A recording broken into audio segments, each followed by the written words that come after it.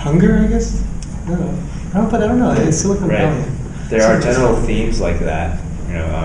That you can do things much cheaper here. There are hungry people here. There are plenty of young people here who are excited about doing.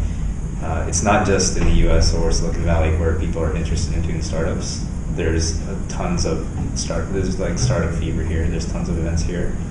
Vietnamese people are very thirsty, and they're much more like, "What are you doing? What can I learn from you? Now that's it. Okay, done."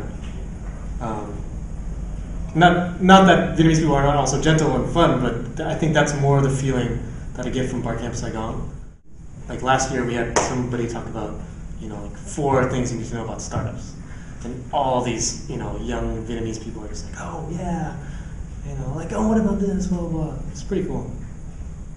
One problem I see is that, at least in terms of Silicon Valley, that Silicon Valley doesn't solve real world problems as much, and is more involved in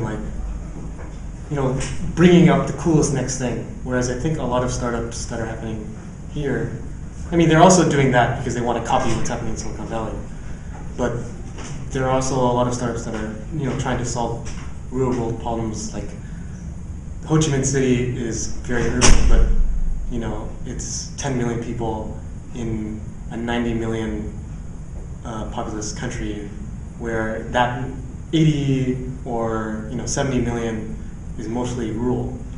So if you want to be a successful startup, you have to address those concerns for internet cafes out in the boonies. Whereas that is not a problem that Silicon Valley has to face.